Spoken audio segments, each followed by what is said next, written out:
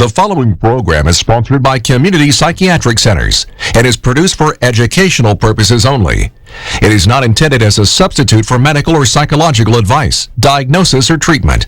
The content should not be used for self-diagnosis or treatment of any health-related condition.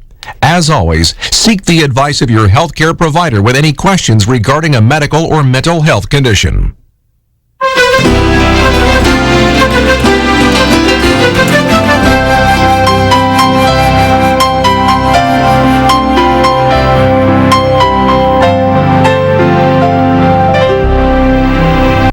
Welcome to Community Psychiatric Centers Presents. Is your child easily distracted, hyperactive, having trouble concentrating at home or in school? Before your child is branded a bad kid, you may want to find out if there's an underlying medical condition causing the problems. Tonight, a look at ADHD, Attention Deficit Hyperactivity Disorder, and learning problems. First, let's meet our experts. Dr. John Carasso is Clinical Director of Community Psychiatric Centers. He's a clinical licensed child psychologist and a certified school psychologist.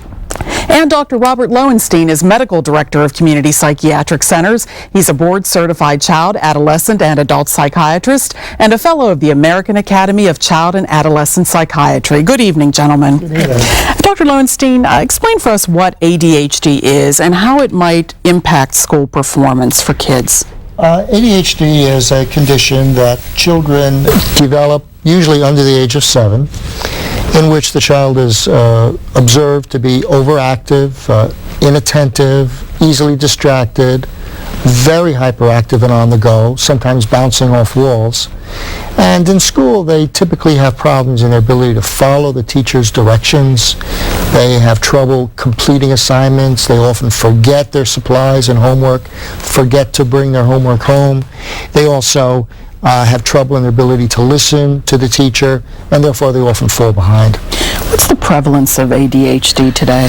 ADHD occurs in about 5 to 10% of the child school-age population.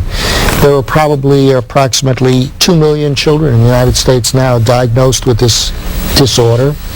It affects maybe 1 or 2 children in each classroom in the United States today. It accounts for more office visits to child psychiatrists than any other condition. And it is estimated that maybe 50 to 60% of all office visits are for ADHD. So this can cause a lot of distraction in classrooms if kids are undiagnosed. Dr. Carasso, Dr. Lowenstein mentioned that there's a connection between ADHD and learning problems, but is there a connection between ADHD and learning disabilities? Well, yes and no. There are some similarities and some overlaps. For example, a child who has a learning disability may also have ADHD, and vice versa. That's not uncommon. Also, of course, both can significantly impact a child's functioning in the classroom setting. Both of these conditions tend to run in families. They are conditions that oftentimes are thought that a child is born with, as opposed to developing later, although that can happen. But having said that, though, these conditions are quite different and distinct. They can be confused with one another. That's why it's so important for the assessment to be conducted by an experienced clinician so that we can get an accurate diagnosis. So what's a learning disability, and how do you know if a child has something like dyslexia? Sure. A learning disability is considered to be essentially a processing deficit. It's where the brain is having difficulty processing specific types of information. Now, this is not a global deficit like you see in mental retardation, but a specific skill deficit in a specific area. Now, we all have our weaknesses. People complain about, they don't want anything to do with math or something, and I can relate to that. But this goes well beyond that. Situation where a child's really struggling, showing severe deficits and really need extra help and support. The name of the condition would depend upon what the deficit is in. For example, if a child is struggling in reading to a certain level, that may be considered dyslexia. In writing skills, that would be dysgraphia. Math skills, that would be dyscalculia. And this is determined by a certified school psychologist doing an evaluation to determine whether there is cause a severe impact on the child's functioning in the classroom setting. Now, you're a certified school psychologist. Would you do these evaluations? Sure. I do consults with a number of charter schools, and we do this kind of work pretty often. Do you see a lot of children having this who are coming in? Oh, yes. It is the most frequent condition that we see and treat. I wanted to say that it affects boys a lot more than girls. We see boys maybe 3 or 4 times more often with this condition than girls. It also begins in early childhood but extends into adulthood, and so we'll often see children who begin to have signs of this condition who continue to have it into adolescence and adulthood. Approximately half of the children go into adulthood with the same condition. Children with learning disabilities also tend to have lots of fine motor control problems. They have troubles in their ability to hold pencils or tie their shoelaces or do their buttons, and they also tend to reverse letters or numbers, and those kinds of things give us as child psychiatrists clues that maybe they have a learning disability, and they get referred for a psychoeducational or a school psychologist for an evaluation. Are there a lot of cases where this goes undiagnosed, or people just think a child is acting out and you know, the connection isn't made for quite a while? Well, the thing is that children with ADHD also have what are called comorbid conditions. They may have ADHD, and because of low self-esteem or because of having trouble in their ability to follow directions, they appear defiant, and at times they also tend to develop a condition called oppositional defiant disorder, in which they appear to be defiant, can't follow directions, and get quite angry when they are frustrated. And keeping in mind, of course, that one of the most common reasons for behavioral problems in the classroom is the difficulties with the curriculum. A child can't keep up, they're frustrated, they can't stay on task, and they start to act out as a result. All right, we're going to take a short break. When we come back, we'll talk about treatment for children who are diagnosed with ADHD. Stay with us. You're watching Community Psychiatric Centers Presents on PCNC.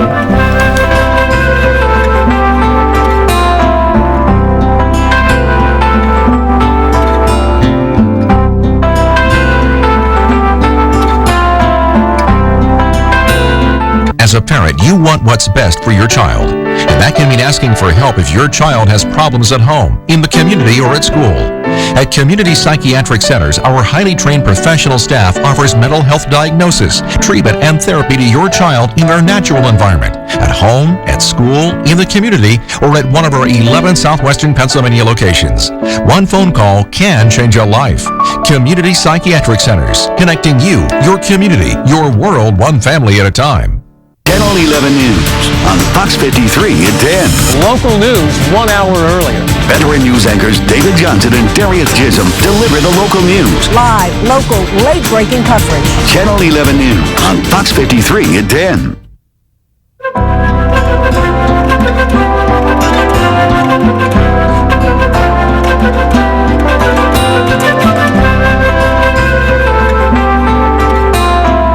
And welcome back to Community Psychiatric Centers Presents. We're talking with Dr. Robert Lowenstein and Dr. John Carasso of Community Psychiatric Centers about ADHD tonight. And Dr. Lowenstein, how is it medically treated so that a child who has this can improve their performance in a classroom? The treatment of the ADHD condition involves both the use of medication as well as the use of behavioral and psychotherapeutic interventions.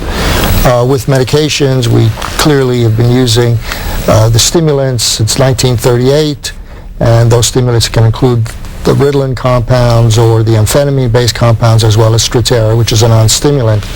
There also are some other medications that are very useful in the treatment of ADHD, such as Wellbutrin, Tenex, or Clonidine, which are used for other conditions in medicine, but off-label are very helpful in the treatment of ADHD if the stimulants and non-stimulant type medications don't work. In addition to that, all children are engaged in a behavioral programming, and they receive a variety of different treatment interventions, which can include cognitive behavioral therapy, psychotherapy, social skills training. These children tend to have very poor self-esteem. They often have oppositional disorder, and those conditions need therapy as well. Dr. Crossley, what do schools usually do to help a child with ADHD? Are they more prepared today to deal with this? Yes, and more so every day, clearly. It depends on the severity of the condition and where the child's classified at. If they're in regular education, any number of steps can be taken to help a child in the mainstream setting. They may get what's referred to as preferential seating, where they're seated in a place free from distractions, close to the classroom teacher. They may get extra attention from the teacher, as one would expect. The teacher may break down instructions and tasks into smaller steps. Length of assignments may be modified. Now, for more severe situations, the school district may decide, working with the parent, of course, to develop an IEP. This is an educational plan that's individualized for the child, and it's under what's referred to as Chapter 14 state regulations to determine whether a child qualifies for special education services. That provides extra attention and support, possibly pull out to a smaller setting for a few classes throughout the day. Also for the special education classification, usually that's considered under something called other health impaired. That's the classification, as opposed to, say, a specific learning disability. Now, a more common approach, though, is to develop what's called a 504 plan, and what that has to do with that's the 504th section of the federal regs, so a child can't be discriminated against for their disability. So essentially it's a document that's produced indicating how this child is going to be educated so that they're not, again, discriminated against because of the fact that they have ADHD. Both are legal documents that hold the school accountable for these accommodations, but also clarify the accommodations so everybody's on the same page. Dr. Lowenstein, I know we talked in the past about community psychiatric centers being able to send a therapist in who could actually help and facilitate what the child is learning or what they're trying to do in school to improve their performance. How effective is this to put this extra person in? When a child is extremely disruptive in the classroom setting, they cannot pay attention, they can't even sit in their chair, they're often defiant of the teacher's directions, the school will request that a TSS worker, which is part of a wraparound team, sit with the child on a daily basis by their side all day to help the child to be redirected, help them to pay attention, help them to be on task. This is very effective and can save a child from having to be placed outside of that school into some other special educational placement. Because the goal is always to keep the child in the least restrictive environment. And that's the mainstream setting, and that's the goal, is to make that happen. Do the other kids also get used to this, or do they tend to pick on the child because they have a helper with them or a therapist? No, it's not usually the situation. I mean, the classrooms are used to having other adults come into the classroom helping children. There are often special educational teachers that come in that might help a single child, or there may be a teacher's aide that might work with a child on a one-to-one. So they generally accept that staff member into the classroom setting. And it can be very helpful. Exactly, especially true at the elementary level, and that seems it goes pretty smoothly. Middle school and high school, we tend to shy away from that, but elementary school, it goes pretty smooth. Also, the TSS workers are very useful in unstructured situations. The problems with ADHD is not so much during structured times as it is in unstructured times. So when a child is in the lunchroom or a gym or going between classes, that's when they get into trouble, and that's when they need more adult attention. Okay. We were talking earlier, Dr. Cross, about learning disabilities. How might you treat them? Well, it depends. Most of the time, a child who is considered to have a specific learning disability is going to be receiving special education. You spoke of the stigma or the concern of having a TSS worker. Well, there is at times a concern about the stigma of special education, and I think that's less so than it used to be years ago, but I think it still exists. The fact, though, is that children receiving special education can benefit wonderfully from that, and it can be a wonderful resource for them. The actual resources depends upon the problems the child is faced with, how severe they are. A child may be pulled out to a smaller classroom, and that's one of the keys of special education. The extra individual and small group instruction, it can be very, very helpful, as well as within those settings, extra visual aids, tangibles, again, small group instruction, special time and resources for the child, breaking tasks down into smaller elements, books on tape, using a keyboard, modified curriculum, paper with lines elevated a bit. Small things like that make a big difference. Also, when you do an evaluation of a child with ADHD, you want to include things like their speech, and sometimes we have to prescribe speech therapy for a child, or even occupational therapy, to help them learn specific skills that they are probably deficient in. Take me down the path of a child who gets help. What might the expected outcome be for a child who has help versus a child who is undiagnosed? A child who is not diagnosed and not treated appropriately is at risk for failing out of school, at risk for being held behind a year or two, at risk for dropping out of school, at risk for getting into trouble, using drugs, etc., etc. So that it's very important to get these children the help that they need. There are so many times where parents bring their children for evaluations, and one of the comments they make is, I don't want the same thing to happen to my child as happened to me, where I struggled throughout school, I wasn't identified, I didn't receive the help, I quit school in 11th grade, and I don't want that for my child. So there can be a dramatic difference in their life if they get help early. Oh, absolutely. That's the idea. All right. We'll be back with more questions for our doctors on some other health issues in the news dealing with children right after this. You're watching Community Psychiatric Centers Presents on PCNC.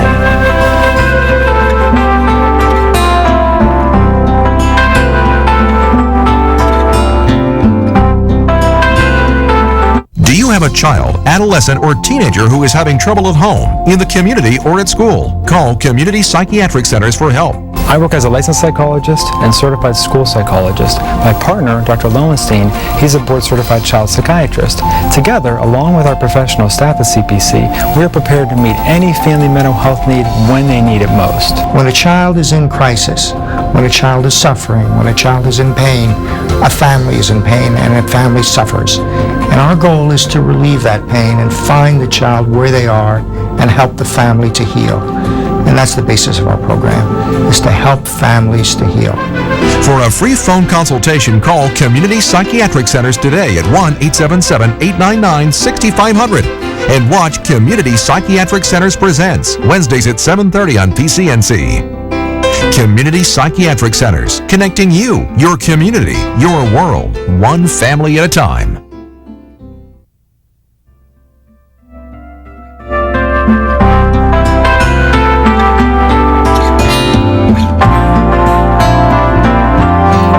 Welcome back to Community Psychiatric Centers Presents. We're talking with Dr. John Carasso and Dr. Robert Lowenstein of Community Psychiatric Centers.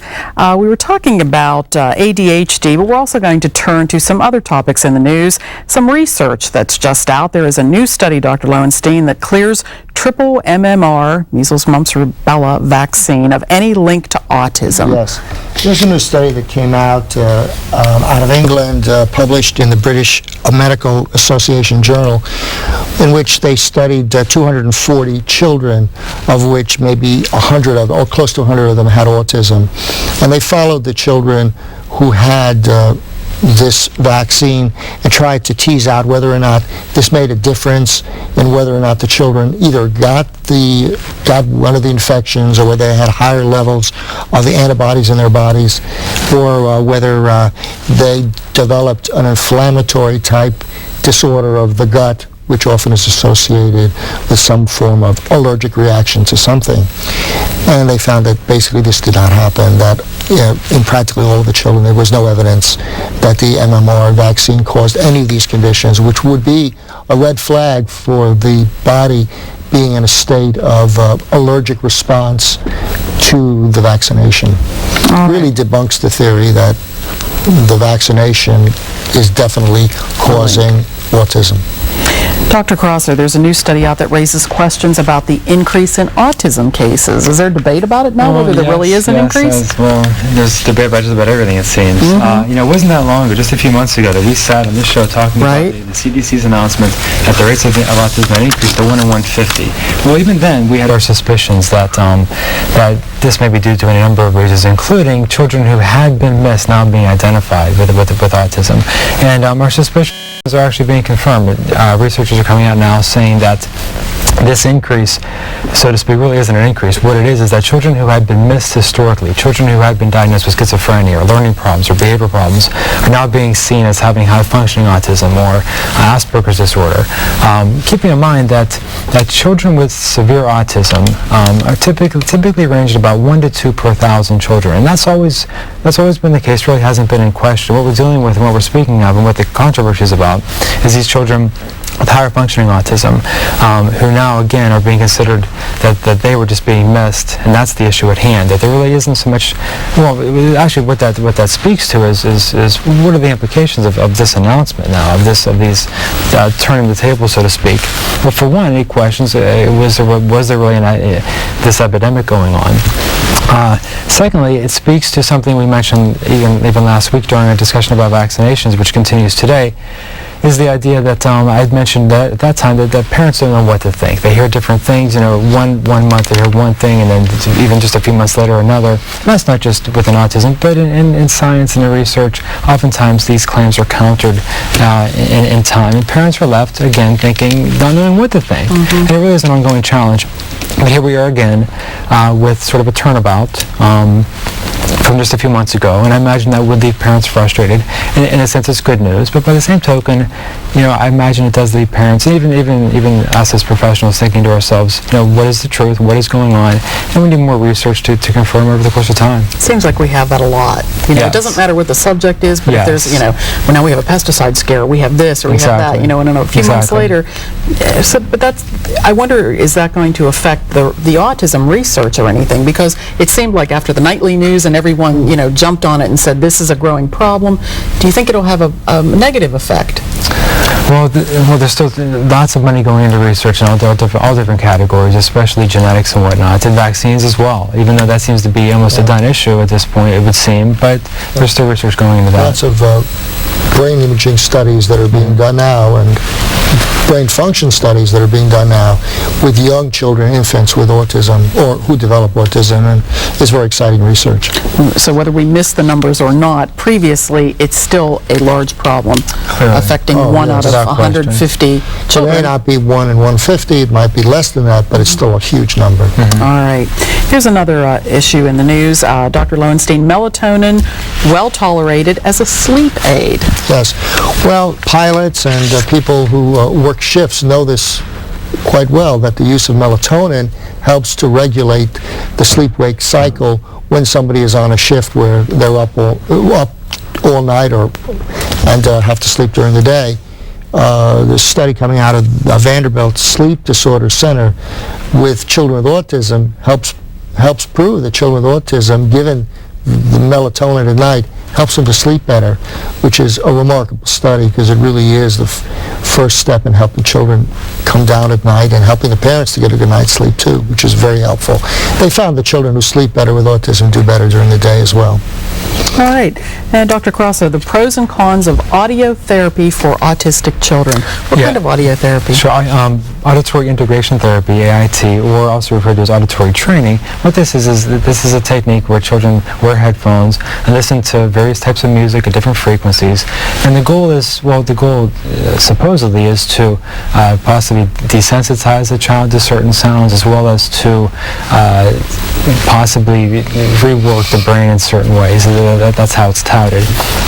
Some speak extraordinarily highly of it. Parents of some say that it helped. Actually, there was one family making the circuit just recently on various talk shows, saying that it cured their 8-year-old daughter of autism. Of course, even the professionals working with the child were skeptical of that, indicating there were lots of services for this child going on. Many of the professionals in the field, the American Speech and Language Hearing Association, speak out rather loudly against this approach, indicating that it could produce hearing damage. But it goes back to many of the other issues that have to do with treatment for autism, is what works, what doesn't work. This is not really supported by the research, but with many of these practices, some parents speak very highly of it and say it can be very helpful. And it is left as a challenging situation for parents trying to decide what works and what doesn't. All right. We're going to take a break. When we come back, we will be looking at some of your email questions. Remember, if you have a question for our doctors, you can email them at their website. Log on to www.cpcwecare.org. CPC.com. We'll be back to take your questions right after this.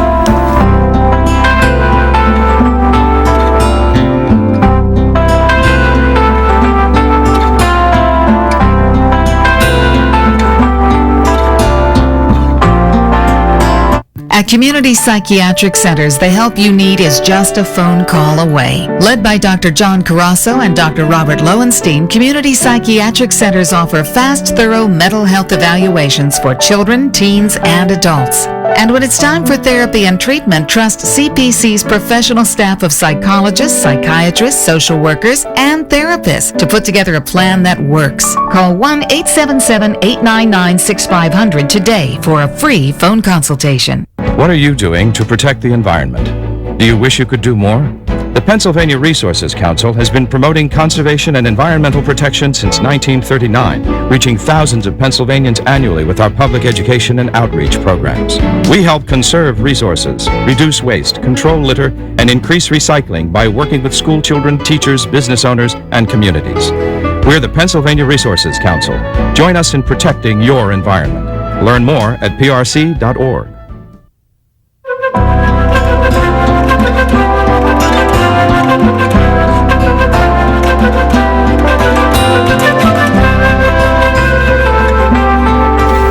Welcome back to Community Psychiatric Centers Presents. Let's go now to our email bag and take some of your emails. Here is one from a parent. She says, my child has autism and I have considered trying a restricted diet such as removing dairy and wheat. However, I am concerned how this may affect his health. What are your thoughts on that?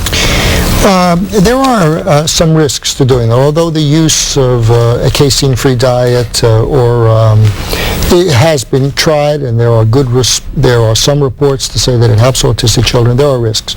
The risks can involve the absence of calcium or vitamin D in the child's body. As you know, milk products produce calcium and vitamin D, which help the bones to develop. And there's studies they've done. There's one that was just published by the Cincinnati Children's Hospital that shows that children who have autism with restricted diets, either self-imposed or casein-free diets, often have thinner bones, which can put them at risk for fractures and for growth deficiencies.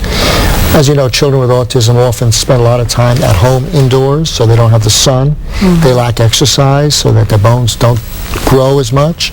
And because of their food fetish type of condition, they often choose foods that are not very helpful for them. So they end up with thin bones all around. Mm. It speaks of the importance of having a dietitian, somebody looking over the child's diet and making sure that whatever food they are consuming is of the highest quality, especially for children who are food restricted.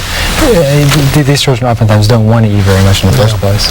So if parents choose to do that, they really should seek that out. Exactly. Right. Very quickly, CPC, what makes CPC different from other places that offer mental health treatment? Well, we like to think lots of things. We'd like to think that we're unique. There's so many places that have a psychiatrist and psychologist working together, overseeing all the cases and helping to make decisions in terms of treatment planning. Remarkable staff that do a wonderful job and help parents to feel at home and at ease in working with them as a team. And you have a lot of locations, which is really convenient for people who don't want to go far from home. Yes. All right. Doctors, thank you so much for being with us. And again, if you have any questions for the doctors, you can always log on to their website, cpcwecare.com. Thanks so much for being with us. We'll see you next week. Good night.